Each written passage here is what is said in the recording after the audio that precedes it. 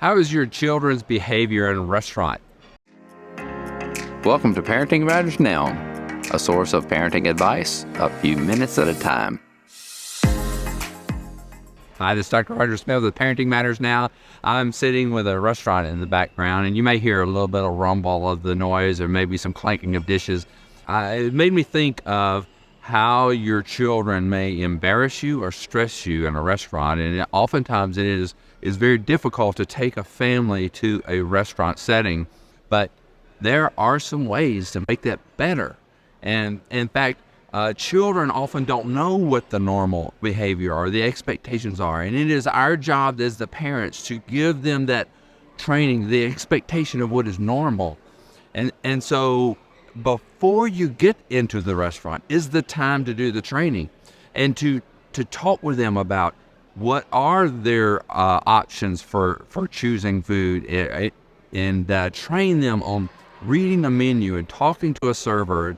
And whenever they're uncomfortable, how can they express their desire to get up and move, or to go to the restroom, or to any number of things. There are ways that you can talk to your children and go, okay, this is normal public behavior.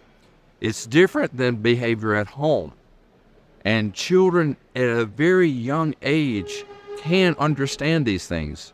So just talking with them and giving them a picture of what it is like to behave in a restaurant when you're around other people, and to appeal to their desire to please you, to say, you know, we have to consider other people, that they have come out to eat. They are paying for their experience there.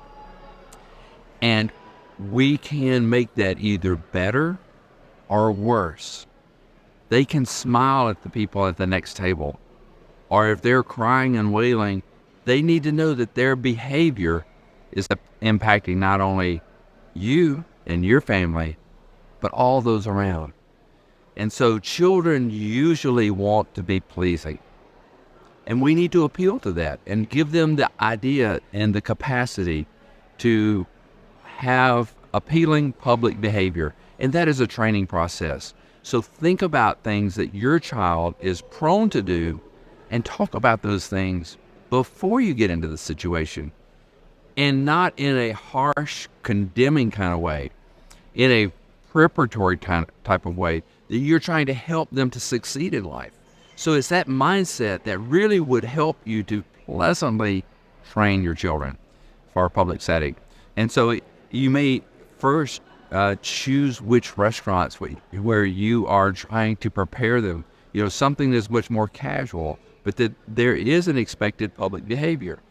So don't jump in at the deep end and go to fine dining restaurant where there are all kinds of rules that even we as adults have a hard time obeying and doing properly. So, a fast food restaurant, even how to order at the restaurant, so that when it is their turn, training them to interact with the person taking the order, that's part of recognizing them as a person, not as a tag along. They're part of the team. So training them to order their food, training them to be appreciative of when the food comes. And also, as an aside, if you're in a restaurant, explaining to them the concept of a tip and what's its purpose, how you decide, and get their input. Do you think the server did a good job?